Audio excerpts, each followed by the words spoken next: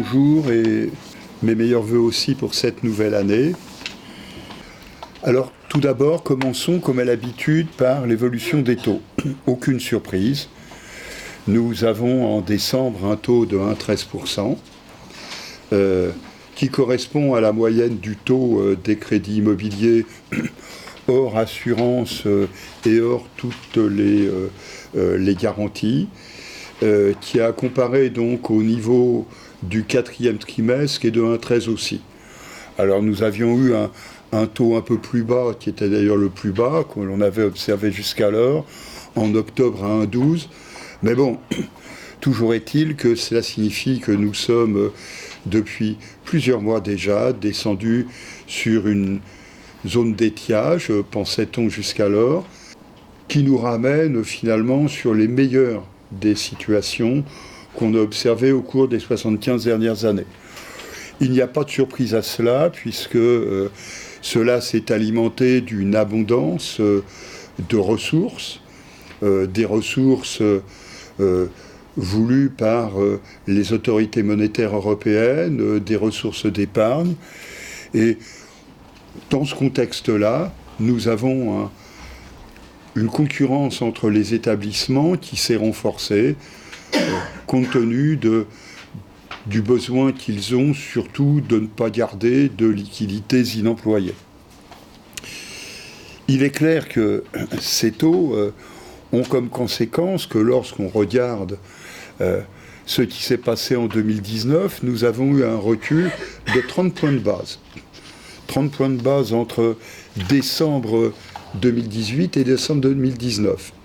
Compte tenu de l'évolution des taux, cela signifie que là où nous étions en moyenne en 2018 sur 1,45%, nous sommes descendus en 2019 à 1,25%. En moyenne sur l'année. Quand on regarde maintenant, quelle que soit la durée à l'émission, la baisse des taux est comparable que l'on prenne le 15 ans, le 20 ans ou le 25 ans. C'est un mouvement global de baisse des taux, c'est ce qui est important. Et globalement, ça signifie, si on prend par exemple les durées les plus courtes que l'on a retenues dans les zooms que l'on porte sur les trois produits, les 15 ans, eh bien, les trois quarts des ménages qui ont emprunté sur 15 ans, ont obtenu des taux inférieurs à 1%. Et globalement, sur l'ensemble de la production, nous sommes sur la moitié de la production qui, en décembre, s'est faite à un taux inférieur, toute durée confondue, à un taux inférieur à 1%. Donc autant dire que nous avons bien atteint à la fin de l'année 2019 une situation qui est une situation propice à la réalisation des projets immobiliers des ménages. Maintenant, cela est d'autant plus vrai que nous sommes restés en décembre et au quatrième trimestre sur des durées particulièrement élevées. En moyenne, tout type de produits de financement confondus, donc toute durée, tout marché, nous sommes à 229 mois. Finalement, c'est à peu près ce que l'on a atteint durant l'ensemble de l'année 2019.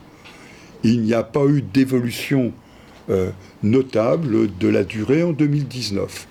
Cela a permis, et on l'a répété, et on va le retrouver, cela a permis d'ouvrir le marché, bien sûr. Cela a été rendu possible par les niveaux des taux. Cela a permis donc de contenir l'évolution des taux d'effort des emprunteurs. Cela a permis d'améliorer la solvabilité de la demande. Ce ne sont pas les seules conditions de crédit, taux et durée qui ont permis cela. Il y a eu une évolution des taux d'apport personnel exigés. Mais avant d'arriver à cela, regardons de manière plus précise la question des prêts à 25 ans. 25 ans et plus. Sur la production, qui est la production seul prêt bancaire pour l'accession à la propriété, nous avons 1,7% de la production qui est à plus de 25 ans. Alors, j'insiste bien, prêts bancaires pour la seule accession à la propriété. En 2007, nous étions à 5,8% de la production qui était à plus de 25 ans. Alors, bien sûr, cela n'empêche pas le constat que nous avons présenté à de multiples reprises.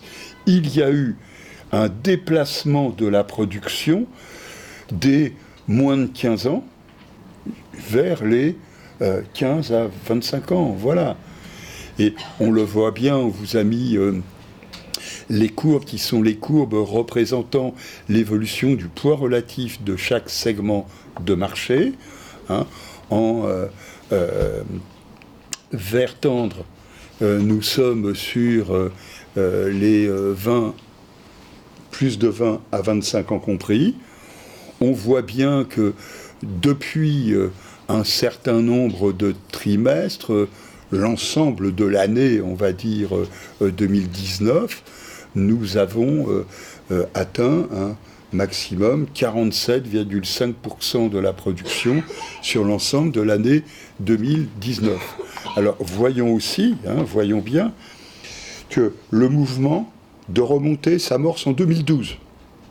Cette montée est bien associée à partir de 2012, donc la période maudite des chocs de taux compte tenu des risques qui pouvaient peser sur les dettes qui sont les dettes des États, la crise des dettes souveraines.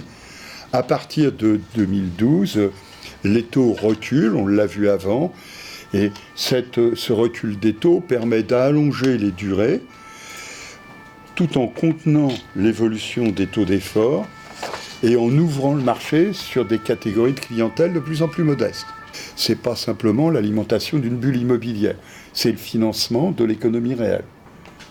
Regardons, illustrons cela de la manière suivante.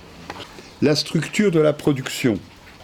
Alors les moins de 35 ans, on voit bien, c'est sur cette clientèle, cette catégorie de clientèle, que l'allongement de la durée a été la plus prononcée, la plus marquée. Voilà, en 2012, nous étions à 37,4% de cette clientèle qui empruntait pour l'accession à la propriété sur des durées de plus de 20 ans et jusqu'à 25 ans compris.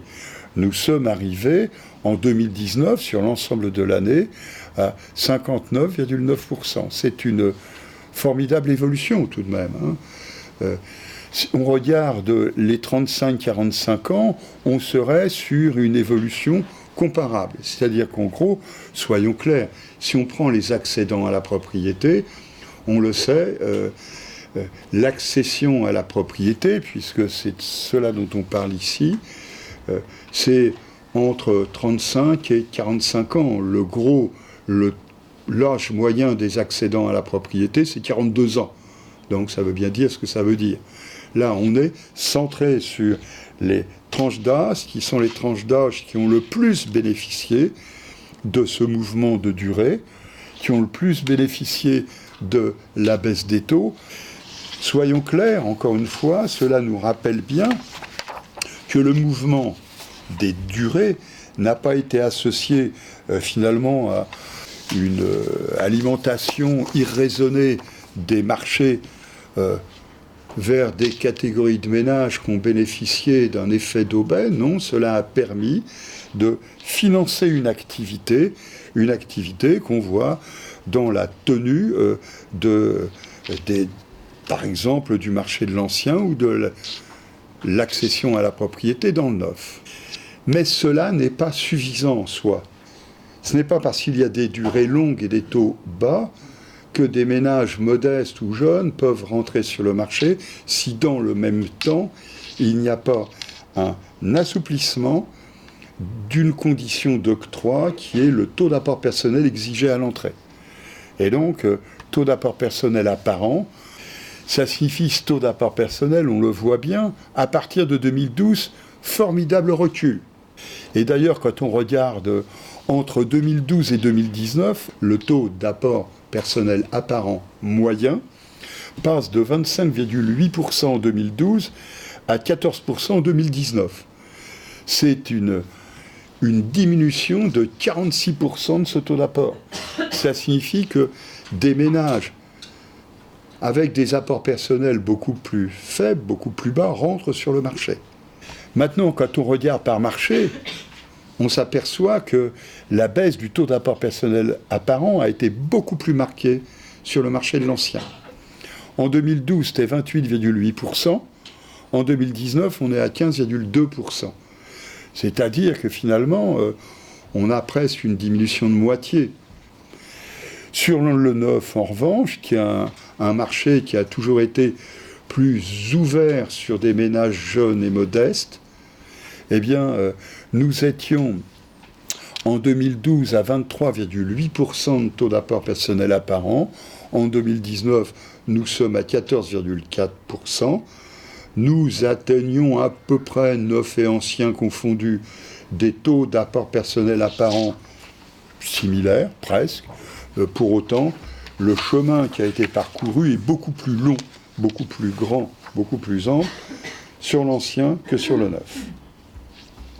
Alors pour en finir, voyons bien qu'au travers des trois grands indicateurs que l'on suit habituellement, nous en retrouvons un qui ne nous surprend pas, l'apport personnel moyen, qui est mesuré sur les opérations qui sont les opérations qui ont été financées. Il a reculé encore de 5,5% en 2019, après 5% de recul en 2018. Bon, donc l'apport personnel a bien reculé. En revanche, pour l'ensemble du marché, le revenu moyen n'a pas progressé de manière très marquée. 0,5% d'augmentation. En 2018, nous étions à 1,9%. Cela montre bien que nous avons vu rentrer sur le marché des catégories de ménages de plus en plus modestes. Et en revanche, en 2000, pour en finir, le coût moyen des opérations en 2019 a progressé un peu moins rapidement qu'en 2018, mais il a encore progressé plus vite, beaucoup plus vite que les revenus moyens. 2,7% d'augmentation du coût moyen, nous étions à 3,6% en 2018. Bon, l'un dans l'autre, ça signifie que le coût relatif progresse, c'est tout à fait logique. Plus les ménages modestes rentrent sur le marché, plus mécaniquement le coût relatif augmente, toutes choses égales par ailleurs.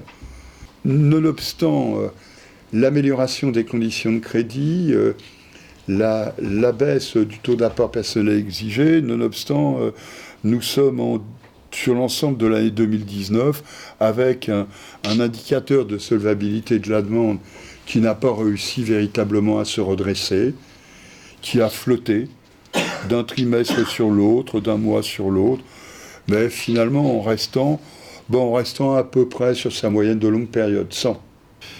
Maintenant, la production de crédit. Alors, nous avons eu une belle surprise dès le printemps 2019. Je rappelle que les prévisions, qui étaient les prévisions de taux de la Banque de France pour l'année 2019, et on le retrouvera, étaient des prévisions de taux qui nous avaient amené à beaucoup de prudence, puisque la Banque de France nous expliquait que les taux allaient remonter. Donc tout au long de l'année, qu'est-ce qui s'est passé ? Il s'est passé ce qu'on a vu, il s'est passé finalement un marché des crédits qui a retrouvé progressivement une vigueur à laquelle personne ne s'attendait au tout début de l'année 2019. Bon, et puis progressivement, c'est logique, compte tenu de la vigueur, la demande a commencé à doucement s'essouffler. Il est clair que les alertes qui avaient été envoyées par Crédit Logement auprès de ses partenaires a amené progressivement, on a vu un peu en octobre, novembre, mais ça a beaucoup plus mordu, comme on dit, en décembre, ça a amené à freiner. À freiner simplement plus grande attention. Je ne dis pas vigilance, parce que vigilance signifie qu'il y a un risque. pour éviter finalement de faire rentrer des ménages qui plus tard trouveront peut-être, comme le gouverneur de la Banque de France l'a encore expliqué il y a une semaine de ça dans ses vœux à la place, amenant ces ménages peut-être dans des difficultés si l'environnement des marchés se dégradait de manière brutale. Bon, l'un dans l'autre, ça signifie qu'on a fini l'année finalement avec une production qui a ralenti. En décembre, augmentation de la production en glissement annuel, 5,4%. 2 fois moins pratiquement qu'en décembre 2018.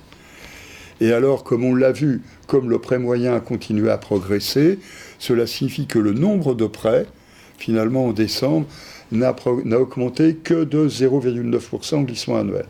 C'est bien un ralentissement. Et quand on regarde d'ailleurs les deux courbes, à gauche, production en niveau annuel glissant, à droite, nombre de prêts en niveau annuel glissant, on voit bien que les courbes, à partir du 4e trimestre, ont commencé à piquer du nez. Bon, et nous finissons néanmoins l'année sur une progression au niveau annuel glissant qui est très haute. 9,8% sur la production de crédit, 5,5% sur le nombre de prêts. Voilà, donc nous sommes sur une bonne année, une très bonne année.